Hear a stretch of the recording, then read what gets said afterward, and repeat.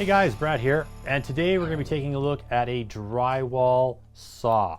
Now this isn't a normal drywall saw like a handheld one. This is meant for your Sawzall or reciprocating saw. So it's a pretty neat little looking tool. Let's see how it works. Before we get to it though, make sure you subscribe, hit that notify bell, and give us a thumbs up if you like the video. And leave some comments down below if you've used this or what you think of the video at the end of this. So here it is. It's itty bitty, it's tiny. I saw it in the store. I thought I'd pick one up, give it a try, and I've used it a bit and I'll give you my thoughts. So this is a drywall accessory blade is what they call it. And they're saying it's good for servicing, plumbing, and electrical for a main reason, and I'll show you why. You know, when you're plunging blades into walls, there's always that chance that you're going to nick a wire or a pipe, something like that, and then you know you're in a lot of trouble. This in particular has a very dull end on it, and these teeth really are not sharp at all. I mean, I can take it on my finger and it's not going to cut me. I mean, it could if I really push hard, but it's quite dull. You know, I don't need to worry about snagging a wire with a Sawzall blade and, you know, ripping the wire apart, or even using like a multi-tool blade where they've got these really sharp teeth. These are great for cutting out, you know, plugs or just doing renovation type work. But again, they've got that really sharp tooth. There is no depth of adjustment on here unless you've got the depth gauge on your tool itself. Whereas this is just set to cut 1/2 inch or 5/8 drywall. There's no depth of adjustment on this. However, they say it will cut up to 5/8 drywall, so you know you're really not going to be penetrating that deep. So let's take a look at how this thing works. You can hook this on a Sawzall or one of these smaller Sawzalls like this guy. A lot of plumbers use these. I really like it. This is the atomic version. We did a review on this, so we'll leave a link for that. We'll also leave a link down below if I can find this on Amazon or not.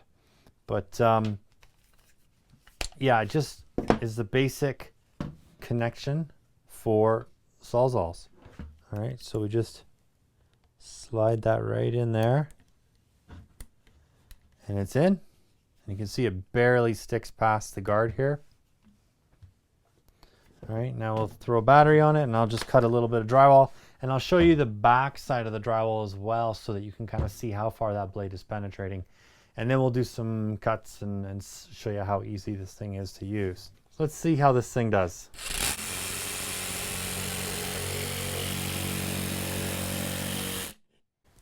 So you can see with the cut, it does tear the paper a little bit, but only on one side, and really not that bad. So you don't need to worry about really vicious tear out of the paper. So when you go back to mud, if you have to mud, it's not going to be that big of a deal. Let's see how this thing kind of turns.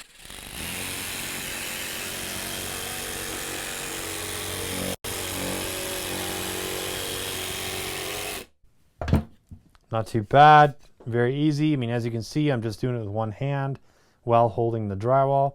Now let's take a look at the back.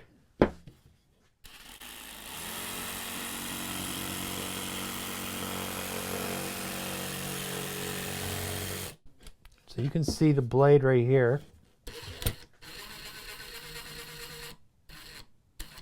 I'll try and get it to its max position.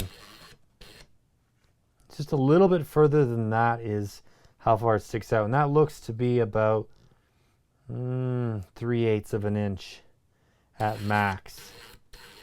Oh, there we go. I got max. That's about 1/2 inch. Okay, so it's just penetrating about 1/2 an inch. Now obviously you can adjust that just by tipping your saw a bit so you don't penetrate as deep.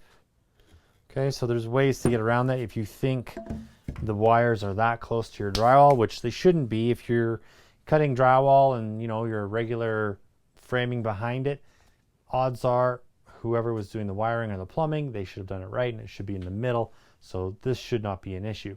So it just takes a little bit of practice if you do want to kind of not penetrate all the way.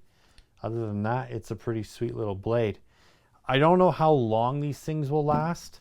I haven't cut miles and miles of drywall with this thing, but the fact that it doesn't have super sharp teeth and it's more just pushing that drywall through as opposed to cutting it, it really, I think, will last quite a long time. And the paper, as you can see, sees a little bit of tear out on my turn. Not that bad, but it does all kind of flake off. And it is on both sides. It's not just the one side. So one other option, if you don't have a recip blade like this, is the old style of just cutting it with a hand tool. Now you can see these ones here, they are very, very sharp on the front, which is great for getting into the drywall, but you don't necessarily want that if you're, you know, dealing with wires and pipe, especially plastic pipe like PEX. You know, you might just end up cutting it. So that's where this comes in handy. This is a lot faster in some regard because you don't have to go get a tool. You just grab this from your toolbox and you can just start cutting right away. Whereas when you want to use a tool like this, you've got to grab your tool, you've got to grab your battery, and then set it all up. So it takes a little longer, but it's a little safer. Now your other option too, if you really want, would be like a drywall saw like this, a roto saw. Now these are really, really great. I love these. I use these all the time, not necessarily for renovations, more for when I'm installing new drywall for cutting out boxes, around doorways, windows, plugs, all that kind of stuff. But this does have a depth guard on it, and I don't see it in my shop at the moment. Nope. Okay, sorry I can't show it to you, but I have another one of these. I think it's got the guard on it. I don't even know where that is, man. Okay, anyhow, too many tools, right? How do you keep track of them all? But yeah, this is obviously a go-to tool, right? Especially if you're a drywaller, I mean, hands down, this is what you're going to use. But if you're into renovations, maybe you want to use this because this makes a little bit less dust. This is pretty loud, and it really sprays that dust out.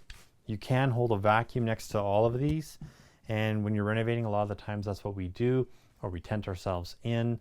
But yeah, I'm just overall really impressed with this little Milwaukee blade. I haven't seen anything else like it out there, and I think it's a cool little, you know, tool that they've invented or come up with to aid in the cutting of drywall and protecting those wires. All right, guys, pretty simple little blade, but I think it's something that if you've got, especially the small Sawzall like this, or recip saw, you know, it's handy to have. I don't think I would use this on a big Sawzall. It's just a little harder to manage.